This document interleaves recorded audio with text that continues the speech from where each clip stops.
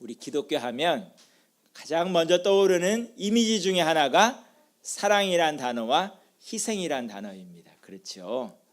그리스도인 하면 희생이라는 이미지 때문에 무조건 져야 되고 무조건 포기해야 된다고 생각을 하는데, 어떤 면에서는 맞고 어떤 면에서는 틀립니다. 어떤 면에서 맞고 어떤 면에서 틀릴까요? 첫째, 그리스도인의 희생은 힘이 없어서 당하는 것과는 차원이 다릅니다. 즉, 내가 아무런 힘이 없어서 어쩔 수 없어서 그야말로 쥐어박히고 맞고 하는 것과는 차원이 달라야 된다, 이 소리입니다. 그런 거는 희생이라고 표현하기보다 괴롭힘을 당한다고 표현을 해야 적합한 것이지 희생을 한다고 표현하지 않습니다. 희생이라는 것은 내가 자발적으로 힘이 있음에도 불구하고 포기를 하는 것을 의미하는 것인데, 그 희생은 아무렇게나 하는 것이 아니라 분명한 목적이 있습니다. 희생은 목적이 있을 때 가치가 있는 것이지, 아무런 의미도 없이 당하고 쥐어박히는 것은 때로는 못났다고도 표현할 수 있고 어리석다고도 표현을 할 수가 있습니다. 그러면 그리스도인들은 어떨 때 희생을 해야 할까요? 우선 이사야서에 나오는 상황은 이사야 선지자가 주의 말씀을 전하기 위해서 수치를 당하는 상황입니다. 주의 말씀을 바로 전하고자 하여도 사람들이 듣지 않을 뿐만 아니라 이사야 선지자를 폭행하고 모욕하는 상황을 놓고 얘기하는 것입니다. 주의 말씀을 전하면서까지 이렇게 희생하고 또는 피해를 봐야 되겠느냐? 봐야 됩니다. 제가 인생이 거의 이제 50년 가까이 차오르니까 느끼는 것 중에 하나는 똑똑해서 상대방을 설득할 수 있는 게 아니다라는 것을 느껴요. 제가 아무리 똑똑한 말을 하고 사리에 맞는 말을 하고 논리적으로 얘기를 해도 상대방이 설득되고 수긍하는 것은 논리 때문에 수긍하는 게 아니거든요. 마음이 움직여야 돼요. 오히려 지식 가지고 논리 가지고 부딪히면 상대방이 설득이 되는 것이 아니라 점점 더 열만 받습니다. 어떨 때 설득이 될 것 같아요? 희생을 할 때 설득이 됩니다. 저 사람이 정말 나를 위하는 마음이 있구나. 나를 설득하려는 이유 자체가 정말 자기 잘났다는 것을 보여주기 위해서가 아니라 정말 나를 너무나도 사랑하고 내가 잘못된 길에 빠지지 않게 하기 위해서, 그래서 이 시간도 나를 위해서 시간을 내고 있고 욕을 듣고 있고 때로는 폭행도 당하고 수치를 당하고 있구나 하는 것을 보여주어야 상대방의 마음이 열리게 되어 있는 것입니다. 오늘도 우리 교회에 비록 명수는 많지 않지만 머리 가지고 얘기를 하면 분명히 불꽃 튀깁니다.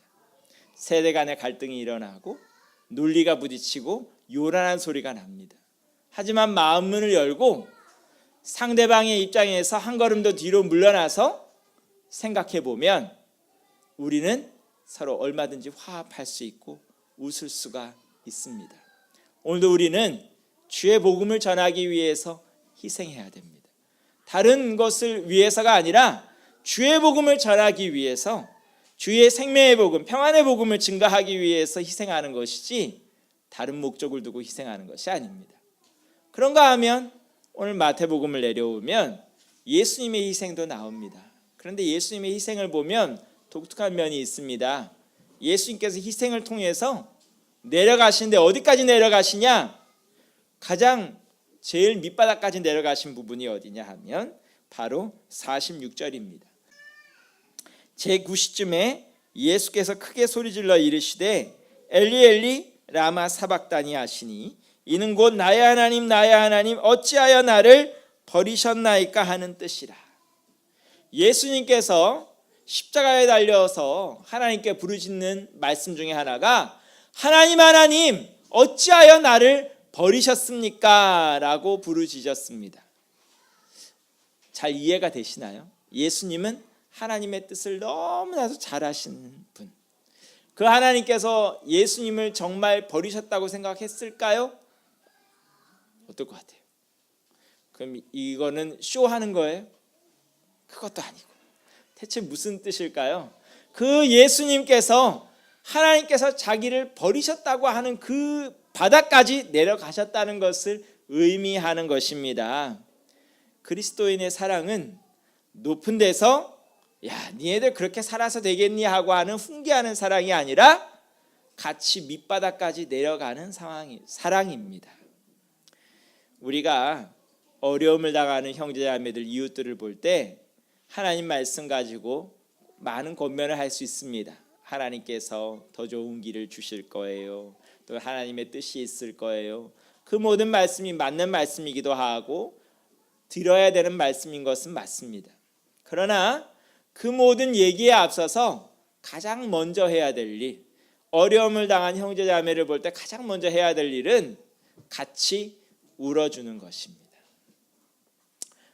요번에 그 세월을 다시 인양하면서 그 당시에 유가족들 얘기가 다시 기사들로 나오는데, 그 중에 한 기사를 읽어보면 어느 그 성도분께서 이런 얘기를 하시더라고요. 주변에서 온갖 위로의 말씀도 해주고 권면의 말씀도 해주고 그런 얘기를 하시는데 그 당시에는 아무것도 안 들린대. 아무것도 안 들리고 오직 나의 마음에 감동을 주고 내가 내 편이라고 생각하시는 사람은 어떤 사람이냐? 어떤 사람이라고 했을 것 같아요? 그냥 옆에서 같이 울어주는 사람. 오늘도 예수님께서도 하신 말씀 많이 있겠죠. 야, 이런 고난을 아무리 당해도, 십자가의 고난을 당해도 하나님은 날 버리지 않아. 하나님은 내 편이야. 이런 말씀도 하실 수 있지만 그런 말씀보다 나의 하나님, 나의 하나님, 어찌하여 나를 버리셨습니까? 하나님에게서 최고로 멀리 떨어진 사람의 심정에서 말씀을 해주십니다. 오늘도 우리는 얼마나 주변 형제자매들과 같은 자리까지 내려가 있습니까?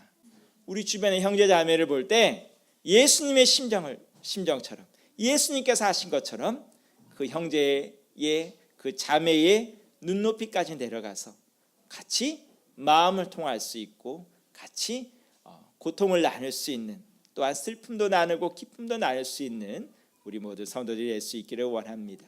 마지막으로 그리스도인이 희생하는 데는 또 다른 목적이 있습니다. 어떤 목적이 있을 것 같아요? 우리가 무작정 손해만 본다 그러면 쉽지 않겠죠, 그렇죠? 그런데 그리스도인들은 무작정 손해 보고자 하는 자가 아니라 분명한 상급을 바라보는 자들입니다.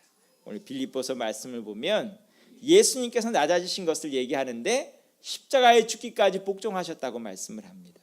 그런데 그 예수님을 놓고 하나님께서 무슨 일을 하셨냐? 무슨 일을 하셨을 것 같아요? 10절 말씀을 보면 하늘에 있는 자들과 땅에 있는 자들과 땅 아래에 있는 자들로 모든 무릎을 예수의 이름에 꿇게 하시고 모든 입으로 예수 그리스도를 주라 시인하여 하나님 아버지께 영광을 돌리게 하셨느니라 라고 말씀을 합니다.